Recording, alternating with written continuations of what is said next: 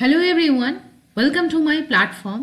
গতকাল আমাদের West Bengal Public service কমিশনের পক্ষ থেকে ক্লার্কশিপ পরীক্ষা, যেটা প্রায় 1 বছর আগে যার প্রিলিমিনারি এক্সামিনেশন হয়ে গেছিল, অবশেষে দীর্ঘ প্রতীক্ষার পর সেই প্রিলিমিনারি রেজাল্ট আউট হয়েছে এবং এই ক্লার্কশিপ পরীক্ষা 2023 এর রেসপেক্টে অ্যাডভার্টাইজমেন্ট এবং তার প্রিলিমস রেজাল্ট পাবলিশ হয়েছে এবং সেই রেজাল্ট অলরেডি তোমরা দেখে নিয়েছো, কে কে কোয়ালিফাই করেছো সেটাও দেখে নিয়েছো। রেদার আমি সেই বিষয়টা নিয়ে খুব বেশি আজকে আলোচনা করতে চাই না। যারা পাশ করেছো তাদের মেনি কনগ্রাচুলেশন, যারা একটুর জন্য মিস আউট করলে তাদেরকে আবার এই লড়াইটা জারি রাখতে হবে এবং যারা পাশ করলে তাদেরও কিন্তু এক্ষুনি স্বস্তির জায়গা নেই, কারণ একটা বড় জায়গা বাকি আছে। মেন্স লেভেল আমাদের এক্সামিনেশন বাকি আছে, তারপরে টোটাল মার্কসকে যোগ করে কিন্তু রেজাল্ট পেতে কিন্তু আমাদের এখনো অনেকটি সময় লেগে যাবে। তো আজকের বিষয়ে আমরা জাস্ট দুটো পয়েন্টকে নিয়ে আলোচনা করব। ফার্স্ট কি মেন স্ট্র্যাটেজি কি হবে, আমরা যে মেন এক্সামিনেশন দেব তার রেসপেক্টে আমরা কিভাবে প্রস্তুতি নেব, কবে নাগাদ আমরা মেন্স পরীক্ষা হতে পারে এবং তার রেসপেক্টে কি গাইডলাইন্স বা স্ট্র্যাটেজি রোড ম্যাপ ফলো করব সেটা আমরা একটু আলোচনা করব। আর আমরা একটা গ্ল্যান্স একটু কাট অফটা অ্যানালিসিস করার চেষ্টা করব। তাহলে দেরি না করে শুরু করা যাক আজকের ক্লাসের discussion. First of all, this is the result published by the West Bengal Public Service Commission. ক্লার্কশিপের রেজাল্ট পার্ট 1, অর্থাৎ পার্ট 1 মানে প্রিলিমিনারি এক্সামিনেশন, যেটা আগের বারে কন্ডাক্ট হয়েছিল 16/11/2024 এবং 17/11/2024।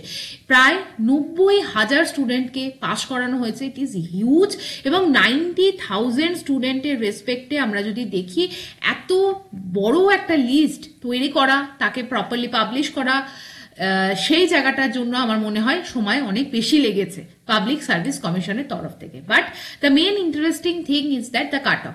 পরীক্ষার অনেকেই পরীক্ষা দিয়ে বলেছিলেন যে প্রচুর কোয়েশ্চেন খুব স্ট্রেট ফরওয়ার্ড আসেনি, খুব সহজ কোয়েশ্চেন আসেনি, রেদার অনেকটা জায়গায় ভাবনা চিন্তা করতে হয়েছে, যথেষ্ট স্ট্যান্ডার্ডের কোয়েশ্চেন এসেছিল এবং সেই রেসপেক্টে আমরা যদি জেনারেলে কাট অফ দেখি 49, ওবিসি এ এবং ওবিসি বি এর অ্যাজ ইউজুয়াল অনেক ট্রেন্ডে আমরা আগেও দেখেছি কাট অফের খুব বেশি ডিফারেন্স হয় না। এসসি এসটি এবং আমরা যদি ইডব্লিউএস এরও ক্যাটাগরির কাট অফ দেখি, সেটা কিন্তু যথেষ্ট কম পরিমাণে গেছে। বাট আমরা এখান থেকে কয়েকটা কনক্লুশনসকে ড্র করতে পারি। ফার্স্ট অফ অল, আমি জেনারেলি মনে করছি যে পিএসসির রেসপেক্টে 1:10 এর আশেপাশে একটু বেশি করে ডাকা হয়, কিন্তু ওই তুমি ধরে রাখতে পারো 9 এর বেশি, ঠিক আছে, কিন্তু 10 এর কম, অর্থাৎ এইরকম লেভেলে হয়তো ভ্যাকেন্সি আছে। তো সেটা হতে পারে, বা এখানে আরেকটু বেশি অ্যামাউন্টে ডাকা হয়েছে, হয়তো 1:12 এরকম অ্যামাউন্টে ভ্যাকেন্সি রেসপেক্টে হয়তো ইন্টারভিউতে কল করা হয়েছে। তাহলে আমরা দেখতে পাবো প্রায় এখানে কিন্তু ভালো অ্যামাউন্টের ভ্যাকেন্সি জেনারেটেড হয়েছে আন্ডার দ্য পিএসসি ক্লার্কশিপ পরীক্ষা, এবং দ্যাট ইজ ওয়াই এত হিউজ স্টুডেন্টকে পাস করানো হয়েছে, কোয়ালিফাই করানো হয়েছে মেন্স এক্সামিনেশনে। সো এই জায়গাটায় যদি আমরা দেখি, মেন্সের লেভেলকে দেখি, তাহলে মেন্সের লেভেল ইজ ভেরি ক্রুশিয়াল। কেন? আমি দুটো জায়গা। ফার্স্ট অফ অল, এটা হচ্ছে একটা descriptive paper.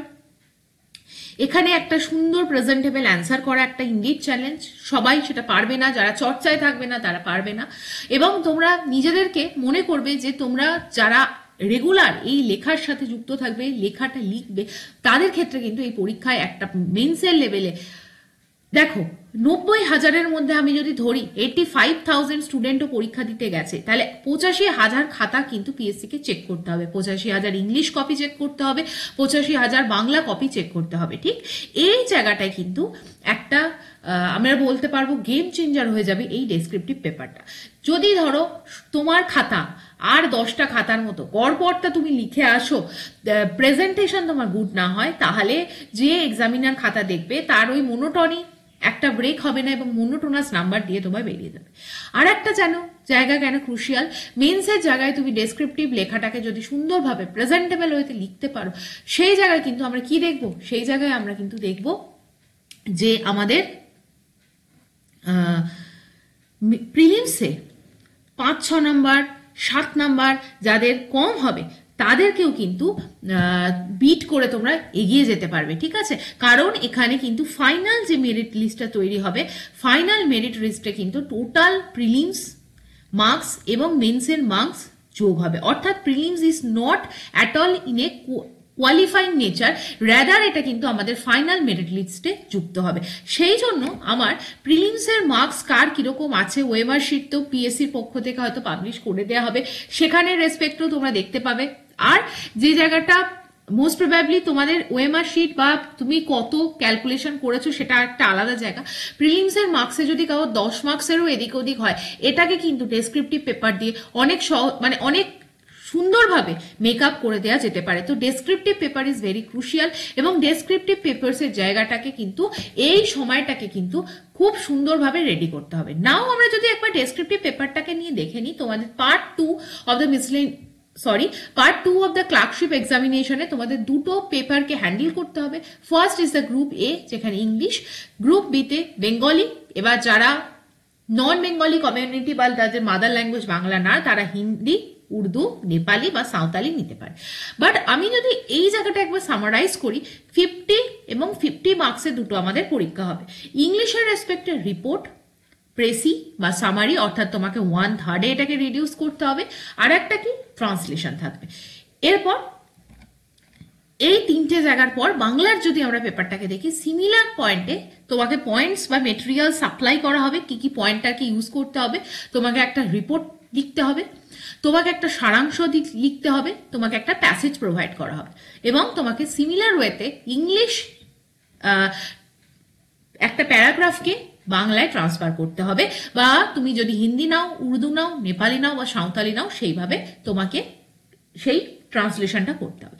Now it is already mention by the Public Service Commission কি স্ট্যান্ডার্ড অফ দ্য কোয়েশ্চেন্স যেটা হবে সেটা Madhyamik examination of the West Bengal Board of Secondary এডুকেশনের লেভেলে হবে। সো এই জায়গাটা যতই এটা মেনশন করা থাকুক যে সেকেন্ডারি এডুকেশন বা আমরা মাধ্যমিক লেভেলের পরীক্ষা হবে, বাট এটা সত্যিই যখন আমরা লেভেল অফ কম্পিটিশনকে দেখি, আমরা যদি প্রিলিমসের কোয়েশ্চেনও দেখি, এটা অবশ্যই এটি একটি মাধ্যমিক লেভেলের পরীক্ষার মতো যাবে না। র্যাদার কম্পিটিটিভনেসকে বিট করার জন্য যথেষ্ট রেলিভেন্ট কোয়েশ্চেন্স করা হবে even in the mains examination, এবং be prepare for that. Now আমি জাস্ট বলবো যে আমরা যদি ধরে চলি ডিসেম্বর, কারণ ডিসেম্বর সময় লাগবে 90,000 স্টুডেন্টের মতো একটা হিউজ পরীক্ষাকে কন্ডাক্ট করানোর জন্য। অক্টোবর আমাদের এরপরই ছুটি পড়ে যাবে, তো পিএসসির অফিস টোটালি বন্ধ থাকবে, সেই নভেম্বর মাস থেকে কাজ হবে, এবং আমার মনে হয় ডিসেম্বরেই কিন্তু পরীক্ষার আমাদের ডেট থাকবে। তাহলে আমি যদি ডিসেম্বরের ফার্স্ট উইকের রেসপেক্টিভ আমরা পরীক্ষাকে কল্পনা করি বা ধরে নিই, তাহলে আমাদের কাছে কিন্তু 1 ফুল মান্থ আমাদের প্রিপারেশনের জন্য আছে। তাহলে আমরা যদি দেখি 30 ডেজ আমাদের কাছে আছে, এবং সেটা আমাদের বেড়ে 40 ডেজের মতো কিন্তু চলে যেতে পারে। আমরা 1.5 মাসের একটা স্ট্র্যাটেজি নেব, র্যাদার আমরা আমাদের প্রিপারেশনে যাতে কনসিস্টেন্সি থাকে, ফুল প্রুফ প্রিপারেশন থাকে, আমরা 1 মাস ধরেই চলবো। কি করব? ইচ অ্যান্ড এভরি ডে এটা তোমাদের কাছে কমিটমেন্ট হবে, নিজেদের কাছে কমিটমেন্ট হবে, যারা চাকরি পেতে চাইছো তাদের প্রত্যেকের কাছে কমিটমেন্ট হবে। ইচ ডে আমি কোনো না কোনো একটা রাইটিং লিখবো। আমি রাইটিং না লিখে ঘুমোতে যাব না, যাই হয়ে যাক আমি যে কোনো একটা টপিক লিখবো। আমাদের মোট তাহলে কটা টপিক হচ্ছে? 6টা টপিক হচ্ছে, বাংলার জন্য 3টে আর ইংলিশের জন্য 3টে। তাহলে তোমরা প্রত্যেকটা দিন, ইনিশিয়াল 15 দিন যদি একটা করেও টপিক লেখা শুরু করো, তাহলেও কিন্তু তুমি 30 দিনে কতগুলো টপিককে জেনারেলি কভার করতে পারলে? 30 টপিকস নিজে লিখলে। তোমরা অনেকে এখন প্রথমে কি হবে, একটা ভয় আসবে, ফিয়ার আসবে যে আমরা পারবো না, আমরা কি করব, প্যানিক করব, মক দিতে চলে যাব। বাট বিকাম এবং ঘরে বসে নিজেদের মতো করে তোমাদের যে নলেজ আছে অ্যাটলিস্ট সুন্দর লাইনের মাধ্যমে, সুন্দর সেন্টেন্সের মাধ্যমে, সিম্পল ল্যাঙ্গুয়েজ ইউজ করে একটা কনস্ট্রাকটিভ লেখা লিখতে শুরু করো। যদি তোমাদের মনে হয় আমরা রিপোর্টটা লিখতে গেলে আমাদের তথ্য লাগবে, বাংলার রিপোর্ট হোক ইংলিশের রিপোর্ট হোক, তাহলে শুরু করো প্রেসিস দিয়ে। প্রেসিস মানে কিন্তু একটা বড় প্যাসেজকে তোমাকে 1/3 রিডিউস করতে হবে। এটা কিন্তু অনেক বেশি সহজতর হয়। এটাকে বোঝা, এটাকে শেখার জন্য কিছু কপিক দেখো, কোনো বই একদম 9-10 লেভেলের কোনো বই, পারলে PK দে সরকারের যে বইটা আছে সেই বইটাকে কেনো, বা তোমাদের যে সমস্ত গ্রামার বই আছে সেখানেও প্রেসিস ট্রান্সলেশনস থাকে, সেখান থেকে কিন্তু করা শুরু করো। তার মানে তোমরা যদি এখন মোটামুটি 1 মাস যদি WBCS এর রেসপেক্টও এখন নোটিফিকেশন বেরোয়নি, আমার মনে হচ্ছে নভেম্বরের দিকে একটা আমরা পজিটিভ নিউজ পাবো from the West Bengal Public Service commission. কিন্তু যারা ক্লার্কশিপের পরীক্ষাটা দিয়েছো এই কটা দিন, অক্টোবরের সময়টা এখনো আমরা অক্টোবরে 15 দিন পাবো, জাস্ট প্রিপেয়ার ইউরসেলফ। এই জায়গাটায় একটা প্রেসি থেকে শুরু করো, দেন মুভ টু দ্য ট্রান্সলেশন শুরু করো, লাস্ট তোমরা শুরু করো কিন্তু রিপোর্টে। আমার মনে হয় ক্রোনোলজিতে এটা হলে তোমাদের যে নিজেদের যে ইনার্শিয়া, নিজেদের যে ফোবিয়া, সেটা কিন্তু অনেকটা বেশি কাটবে। নেক্সট আমরা যেটা করব সেটা হচ্ছে আমরা এরপর 1 সপ্তাহ পর যখন আমরা মোটামুটি একটু সরগর হয়ে যাব লেখার ক্ষেত্রে, তখন এক এক দিন পারলে 2টো করে টপিক বাংলা এবং ইংরেজিকে আমরা সাইমালটেনিয়াসলি লিখবো। সকালে একটা টপিক লিখবো, তার অ্যানালাইজ করব, খুব বেশি এখানে প্রিপারেশন নেওয়ার দরকার নেই। পরে বিকালের দিকে আমরা সেকেন্ড হাফে আর একটা কপি আমরা লিখবো, আর একটা যে কোনো ট্রান্সলেশন বা প্রেসি বা যে কোনো একটা রিপোর্ট লিখবো। নেক্সট আমরা যদি দেখি এরপর আর একটা জায়গাকে আমি বলতে চাই, সেটা হচ্ছে এই যে ডেসক্রিপটিভ রাইটিং, এই ডেসক্রিপটিভ রাইটিংকে প্রপার লেখার যে একটা ফরম্যাট, তার জন্য একটা আমাদের বইকে সহায়তা নিতে হবে। এবং সেই জন্য আমি বললাম অনেক কিছু বই না দেখে, অনেক কিছু ইউটিউব না খুলে পিকে দে সরকারের বইটাকে দেখার দরকার আছে। এই সময় প্যানিক করো না, প্যানিক করলে কিন্তু তোমাদের যে ইন্ডিভিজুয়াল যে রাইটিং স্কিল সেটা আরো ড্রপ ডাউন করবে। রাদার তোমাদের যে রাইটিং স্কিল আছে সেটাকে লিখো। এরপরে কিছু ফুল লেন্থ যদি তোমরা মক দাও, সেটাই কিন্তু তোমরা অ্যাকচুয়ালি বুঝতে পারবে। কিন্তু মক টেস্ট, যে কোনো ফুল লেন্থ মক টেস্ট দেওয়ার আগে আমি বলবো যে এই যে অক্টোবর মাসটা হয়তো আর 15 দিন মতো সময় আছে, দিওয়ালির ছুটি পড়ে যাবে, ভাইফোঁটা, সেইগুলোকে পাশাপাশি সেগুলোকে উপভোগ করার পাশাপাশি এই 15টা দিন তোমাদের গেম চেঞ্জার হবে। Just prepare your plan, be ready to write whatever is given to you.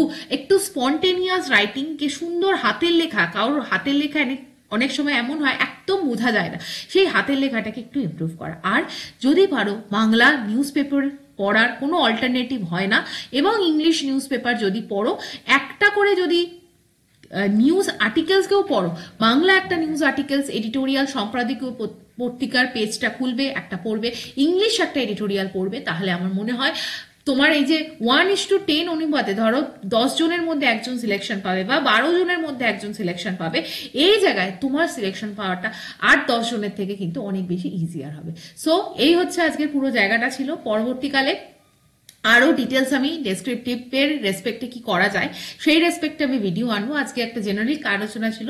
So hopefully তোমাদের ভালো লেগেছে। কেউ যদি সাইমালটেনিয়াসলি WBCS এর জন্য প্রিপারেশন নিতে চাও, তোমরা এই গাইডেন্স প্রোগ্রামে এনরোল করতে পারো। এনরোল করার জন্য এই মেল আইডিতে আমায় যোগাযোগ করতে পারো, তোমার নাম এবং কন্ট্যাক্ট নম্বর সহ। এন্টায়ার যে WBCS এর জেনারেল স্টাডিজ ব্যাচ, সেটাকে কভার করা হবে with the help of English, history, geography, polity, economics, সায়েন্সের 3টে টপিক, ম্যাথ, রিজনিং, সমস্ত প্রি রেকর্ডেড ভিডিও আছে, অলরেডি কমপ্লিটেড আছে।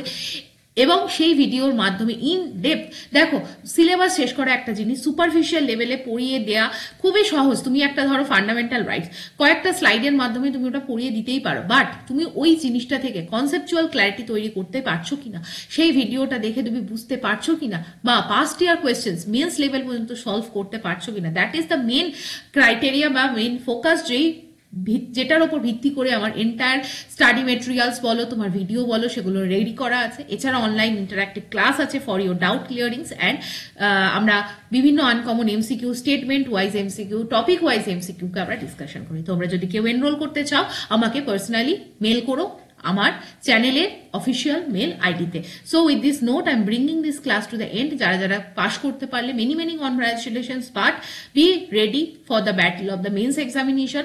খুব বেশি প্রিপারেশন নেওয়ার দরকার নেই, কারণ এটা ডেসক্রিপটিভ পেপার। তুমি প্রচুর তথ্য পড়ে গেলে পড়ছো কিন্তু তুমি তাকে রিপ্রেজেন্টই করতে পারছো না, সেটা কিন্তু আমার মনে হয় না একটা ফ্রুটফুল এবং একটা প্রুডেন্ট স্ট্র্যাটেজি হবে। রাদার তুমি যেটা পড়েছো, যেটা জানো, এতদিন কম্পিটিটিভ এক্সামিনেশনের ফিল্ডে যদি থেকে থাকো, মানে অনেক কিছু পড়েছো তোমরা জেনারেল স্টাডিজ এর রেসপেক্টে, সেগুলোকে খাতায় ইমপ্লিমেন্ট করার যে টেকনিক, সেটাকে এই 45 ডেজ বা আমরা যদি মোটামুটি নভেম্বর থেকেও প্রিপারেশন নিই, আমার মনে হয় সেটাই খুব বেশি প্রিপারেশনকে বোমবাস্টিক না করে সিম্পল রাখাই ভালো। তো এই বলে আজকের ভিডিওটাকে আমি এন্ড করছি। সুস্থ থেকো, ভালো থেকো, এবং মেন্সের রেসপেক্টে কিন্তু প্রিপারেশন নেওয়া শুরু করো।